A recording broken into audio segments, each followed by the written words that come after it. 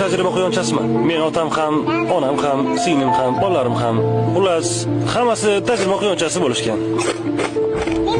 Ular hammasi o'lib ketishgan. Meni ham qismatim shu. Biz shu uchun dunyoga kelganmiz.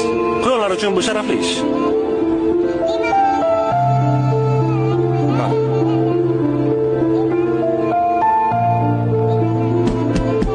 Haya.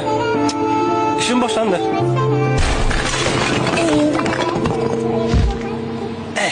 Juda ham qo'rqinchli. Lekin men shunchaki ishimni qilyapman. Hoy, Ralf.